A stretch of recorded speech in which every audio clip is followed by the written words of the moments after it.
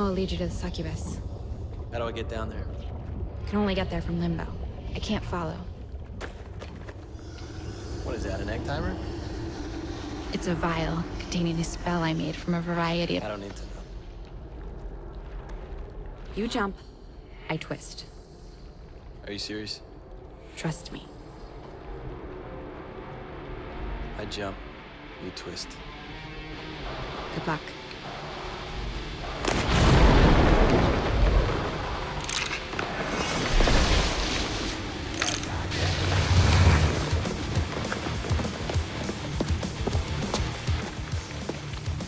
Hey everyone, how's it going? Welcome back to Let's Play DmC Devil May Cry. That fall in the beginning is almost an Evil Within sequence. Those falls down the rotated hallways are so damn cool. More games need to be like the Evil Within. Can't believe I'm saying that. Especially Evil Within 2! It was so damn good! Oh, I'm happy now. So we are on a very short timer. We just have to reach the end of this long corridor before the 2 minutes expires. Otherwise, we game over and we have to start again from the beginning. At the end of those 2 minutes, we are going to be fighting the first proper boss. Hunter can be considered the first boss technically. The one we fight at the end of mission 1, but it's more of a tutorial boss. But the first real fight is coming up. And it is not great. The whole setup here is reminiscent of a Futurama episode, and so you can guess the first boss is basically the Slurm Queen. And Dante is good old... this analogy is falling apart pretty quick, because I was about to say Dante is Spuds McKenzie. Yeah, he is kind of douchey like that, though. Like a less cool Spuds McKenzie. I'm in a hurry.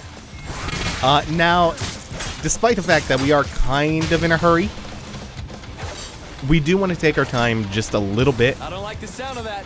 to clean up the enemies, because we will have, you know, a quarter of our time left over by the time we're done with them. Open up. And they give us the style points we need to S-rank this one. Oh, wow. It really was an egg timer.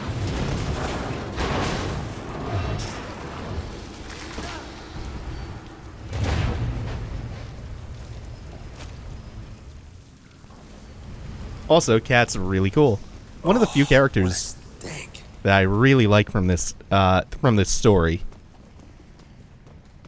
And she has some cool stuff coming up. I think that's going to be in mission 7 or 8, though.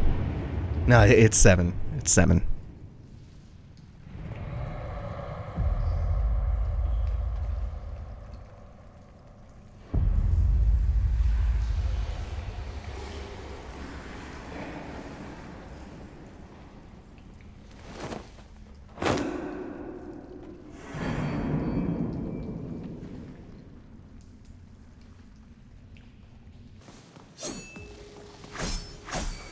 Don't know why it didn't let me stinger the first time. Oh, good. Level 2 stinger, so good for this. Smells of sick.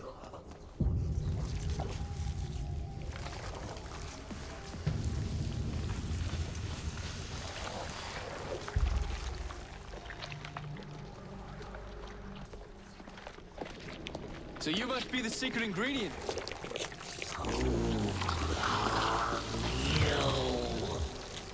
Your prime date, you ugly sack of shit.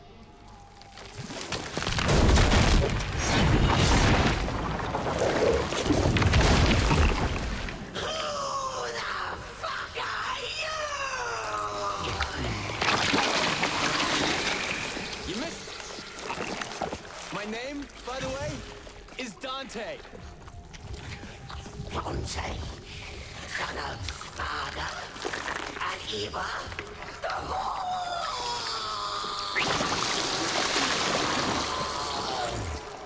Yeah, but you can call me Dante the Demon Killer. Has a nice ring to it, don't you think?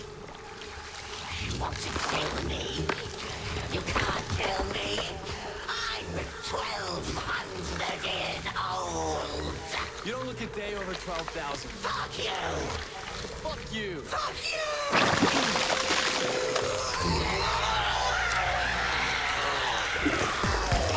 Just a reminder, This game is definitely above the level of a Saturday morning cartoon, and is made with the aim of treating this game's ostensibly adult audience like the intelligent adults that they are.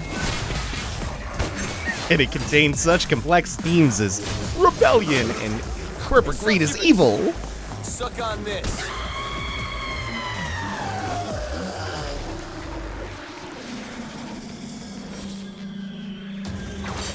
And now that we have exposed one of these tendrils, one of these veins of slurm, we'll pull that down.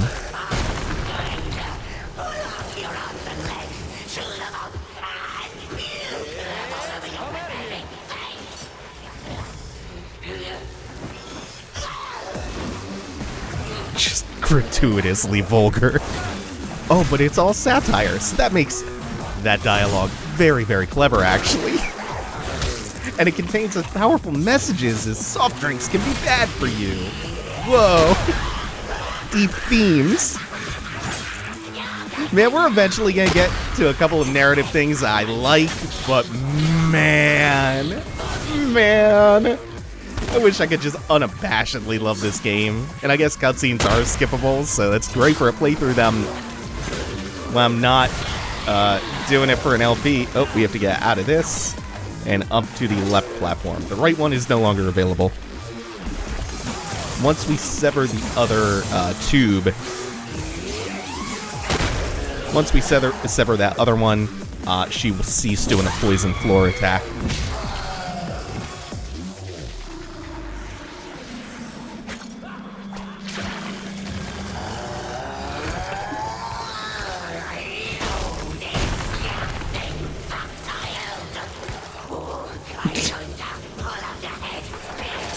Okay, I'm not gonna lie. I am a very immature person, so the delivery on fuck child did get a laugh out of me. Oh man. It's harmless, stupid fun. But it's also very bad and, in a way, pretentious when you hear... Like, those things that I'm quoting about the Saturday morning cartoon and aiming to treat the audience like intelligent adults, that's from, like, an interview with, I think... not the writer, because the writer was actually Tamim, but one of the devs of Ninja Theory. So yeah, it's kind of pretentious in that they think this is a lot more insightful or mature than it actually is.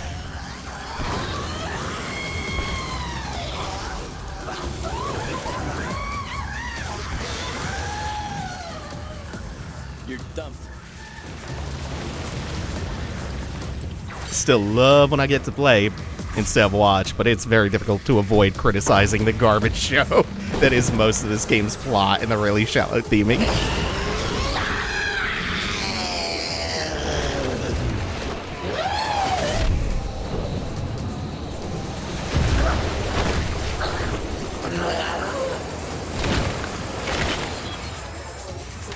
Also, I would have talked about the boss fight more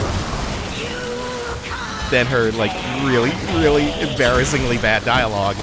But the fight is pretty shallow. There's nothing going on.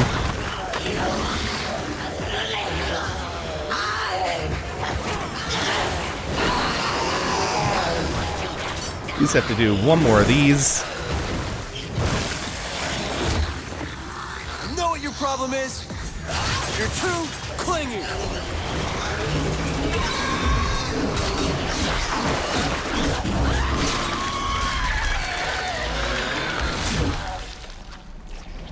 I think you're all mixed up.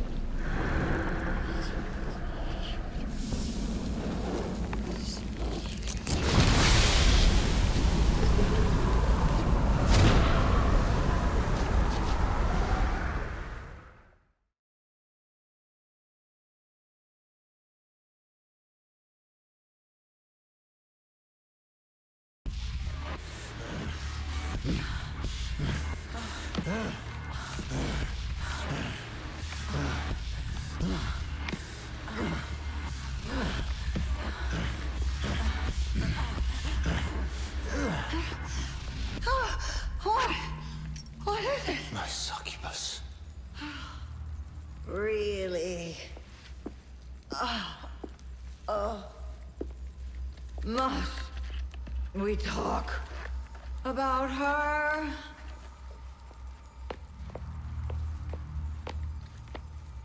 My succubus is dead. Oh, Sparta. the traitor, what of him? His spawn. The Nephilim. It fights.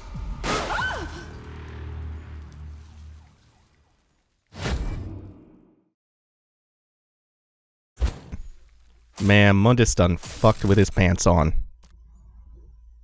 Hey, that's pretty good, though.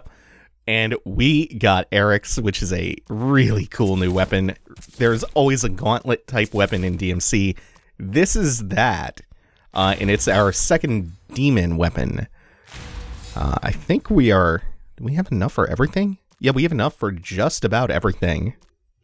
And we're going to go to town showing this thing off in Mission 7. So the Hunter was no Cerberus. Poison is no Agni and Rudra. Or... Oh, shit, I forgot about Gigapede. Poison's on par with Gigapede, I guess. The thing is, DmC is really lacking in good boss fights. As much as I will defend the hell out of the combat system and how much I like it, not a lot of great bosses. There's one that is more of a really cool spectacle. Not so much a fight, but just an amazing spectacle coming up. Yeah, we'll meet you there. See you soon, Vergil. You guys seem tight. How'd you meet? Is it relevant? I'd like to know who I'm risking life and limb with. He's my brother. He's trying to save the world. What's your story?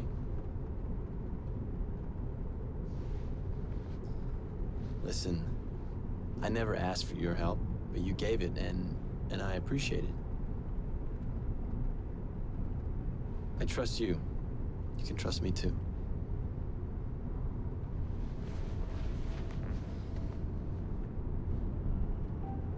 He rescued me. I was in a foster home. My foster father was a demon.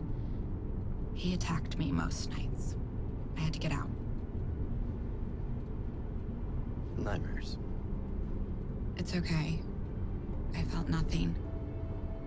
I couldn't physically escape, so I found another way. I aimlessly wandered limbo in spirit form. I found Vergil there. He heard my cry for help. He helped me to deal with the demons, both figuratively and literally. I killed the bastard. Now I want to deal with them all. You're gonna stick with us to the end, right? Counter.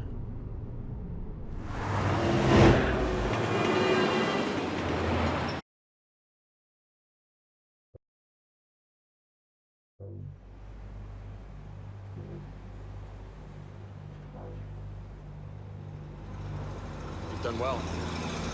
We've dealt with the Succubus. That will have hurt Mundus and got his attention. Now to land the second blow. Disable Mundus's monitoring network. Raptor News Tower. Controlled by Mundus, they have a monopoly over the world's media. News, advertising, entertainment. Mind control. Yeah, and surveillance. They spy on the populace through their network of satellites, routers, CCTV cameras. Yeah, I noticed that bit. What's the plan? Cat? The Raptor News Network is run by a demon, Bob Barbas. Bob Barbas is a demon? So he's more than just a fucking dick. And he's in that tower. Not that tower. That one. Huh? In Limbo, that's not a reflection. That's the real deal. It's a prison, and Barbas rules it cruelly. There's no mercy, and no escape. Prepare the gateway. You'll have to go alone this time. Cat can't follow where you're headed. Alone is fine. She's done enough. On the plus side, there won't be any cameras down there. Good. Dante, we don't know much about this demon. I'm sure it'll be lovely.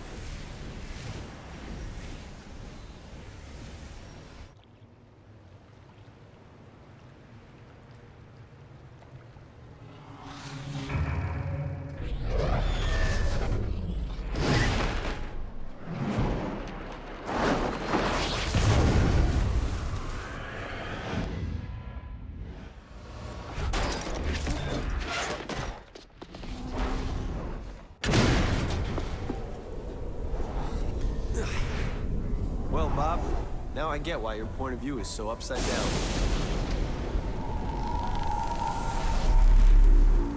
This is the coolest! Let's get a better look around. Ugh! These long exposure style taillight streaks, a color palette. We saw one of these back in Mission 2. The crystallized red blockades.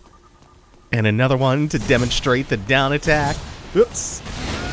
The raw imagery of the upside down skyline is the dopest thing! So yeah, Mission 6 was kind of a wash, but it's also short and it leads into a bunch of cool stuff. Led into one of those nice narrative things I was talking about. A new weapon, this gorgeous spectacle of Mission 7, and a really fun-ass mission where we get to play around with our new weapon. It's got a bunch of cool stuff. That's its version of the Stinger, by the way. Oh my god. This is definitely up there as one of my favorite gauntlet weapons. I like the pose strikes when the slow motion kicks in. If you finish someone with Stinger, or trillion stabs rather. It's one of the more stylish things that Dante does. And we get 2 new enemy types to play with in this mission, which makes it even better. Unfortunately, that only blows open their guard. Ah, damn. Unless you have already broken the guard before hitting him with that. So every hit with this new gauntlet can be charged up, including the ground pound, the death from above, every individual hit in the combo, and all of its specials. Also, something I completely forgot about that everyone helpfully reminded me about is you don't actually need to be off the ground during the Hell Knight's Molten Earth attack. You just need a demon weapon equipped. So you're totally fine to stay on the ground as long as you have either Eryx or the Arbiter actively on. And by the way, you see in the bottom left, those are all the weapon icons, the top one being guns, left and right being angel and demon weapons, respectively. You can switch between them on the fly, and that is wonderful. You switch between them with the D-pad. Ah, didn't quite reach. Oh well, left him with just a sliver of health. So, that's fine. Yes! Yeah! Tyrant! Oh, no! That sucks! That really sucks. We'll get another shot. We'll get another opportunity. Oh, I'm so bad at timing that.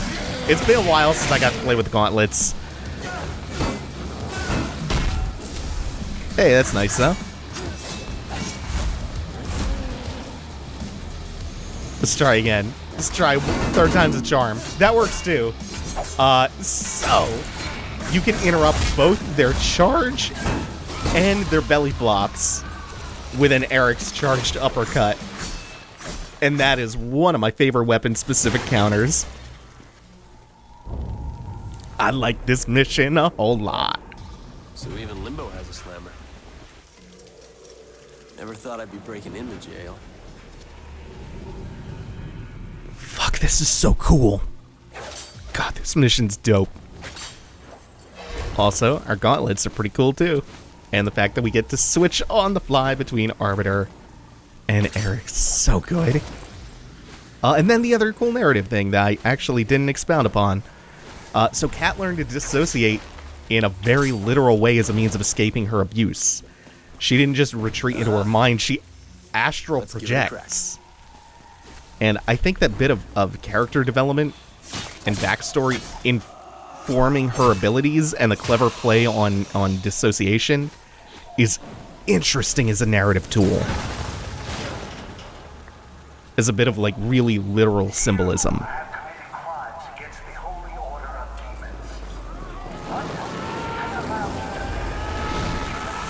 Just doing God's work, are you, Bob?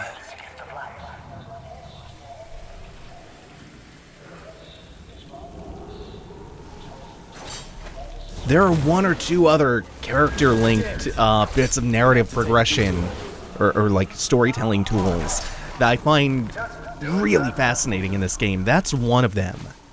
There's one other good thing coming up. The theming and like the plot and all that is garbage, but there's some narrative tricks up the sleeve here for DmC that I quite fancy.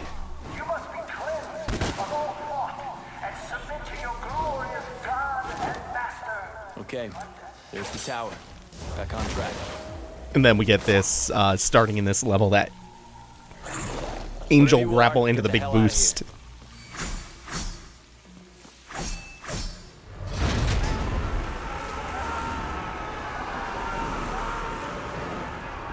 Poor bastards.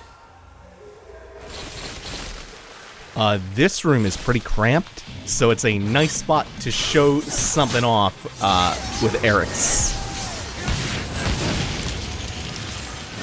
And it's how much work it gets done as an AoE weapon, or as a crowd control weapon. It's not even...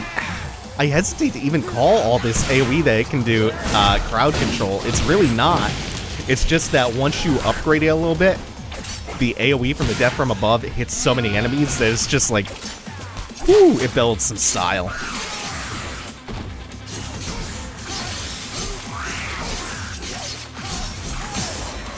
And a lot of people would go so far as to say that Osiris is worthless or it's a shitty weapon. I think it is only shitty from the perspective of someone who is trying to min-max the style points. And again, I highly disagree with that. Like, yeah, going for max style or going for the S ranks at the end of missions, or going for pushing that as high as you can as a fun little goal or a challenge for yourself can be rewarding.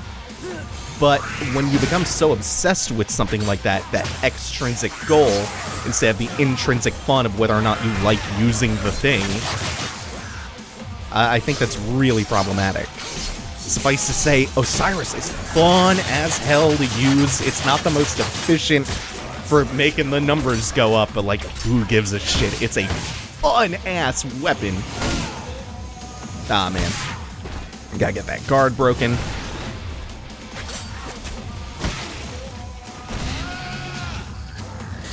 Whoop. Just a little bit off the ground there. Jesus, that's so good. Because it's such a smooth, fluid weapon.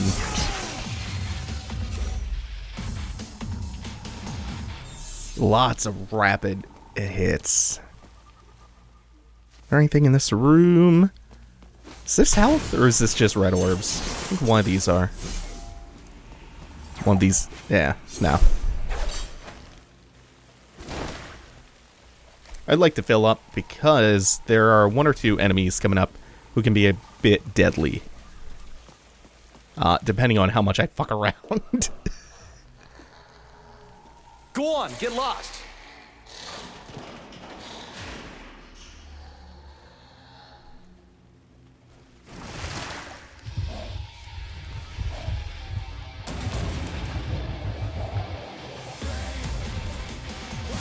Ah, great. Oh, their names disappear so quickly in the definitive edition. We start off with an individual rage, so you can get acclimated a little bit to how nimble they are. These things, and here we go, they almost always come in pairs at a minimum. And they're pretty aggro. And then they start doing this once you kill their partner off. They get even more aggressive, and they go into that golden state that you've seen with the Ravagers and the Tyrants, where they cannot be interrupted, and they can start that state up in the middle of a combo and kind of armor through the latter half of your combos. Ah, this is the room with health in it. Of course, because this is the one that introduces the rage. And those things tend to hit you. On the higher difficulties, those things are no fucking joke, especially when they start getting paired with other enemies. The first really dangerous enemies introduced, I think. And they've still got a couple of tricks up their sleeves that we haven't seen yet. Also, not the only enemy that we're going to be introduced to in this chapter. So we ended last chapter with a new weapon, and we start this one with 2 new enemy types. Fun shit.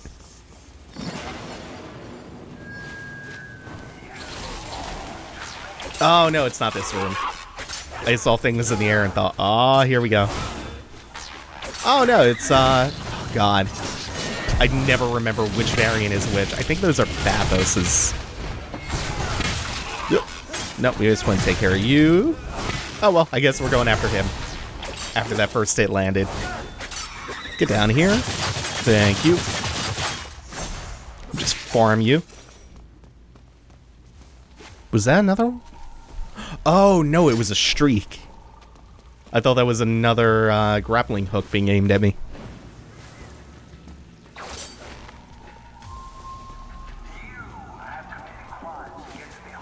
Going down? That's fun as hell. It's my favorite single move on that thing.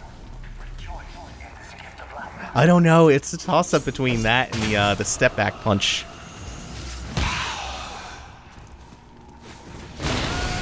The step-back punch is the thing that made me fall in love with Dragunov. Oh, that's perfect. We don't get many style points off of that one, but, like, hey, that's a problem taken care of at least. It's the thing that made me fall in love with Dragunov in Tekken 7 was that step-back punch. And the way, he also has that as a launcher, too. I think that's his down-back, too.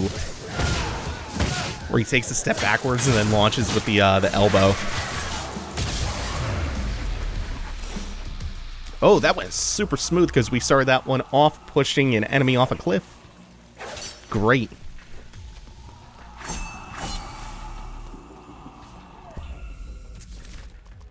We have one upgrade. We can get Flush. Flush is the grounded version of Arbiter's aerial flush, which is the move where you throw the axe at an enemy. And it uses the stinger input. I really like the grounded version of Flush.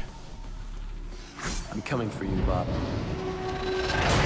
You know, it's taking a couple of playthroughs, but the demon weapons, which are usually way more heavy in how they play, they're really clicking for me in this LP. Like, I'm just liking them a lot more for some reason now. Wasn't so much in love with them before.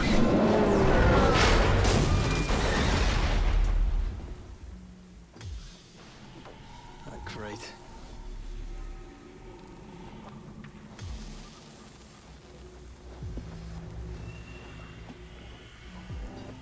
What's going on there?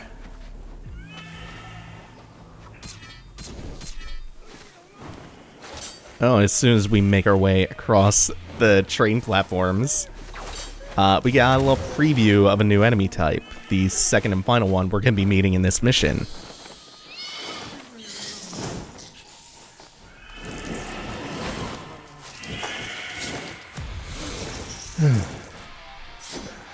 Okay, so Harpies. Harpies are a little bit annoying, because they can, as you saw, skewer you from long range. Their ranges are deceptively far-reaching. That, and they're very quick. Their wings give them a lot of agility. So you either have to kind of get lucky with catching them, or you can shoot the wings off of them. And as soon as the wings are destroyed, you're free to whip them, do whatever you want. Otherwise, it's really hard to actually pull them around or pull yourself towards them. Or even land just regular hits. Like so. You dodge out of the way pretty quick. Oh, I'm sure that was gonna hit. Who's there? I know you're there. I can feel you. Who is it? I'll cut your head off. Put your stick down. I'm not gonna hurt you. Unless you give me reason to. Are you a prisoner of Mundus too? No. I'm from upstairs. Now can you tell me how to get to that tower? Tower? Why? Because I want to kill the demon that runs this show. Will you help me? Kill it? Yes. I can help. If you help me first. Let's hear it. All right, that is going to do it for now. Thanks for watching, everyone. Take it easy. Have a good one.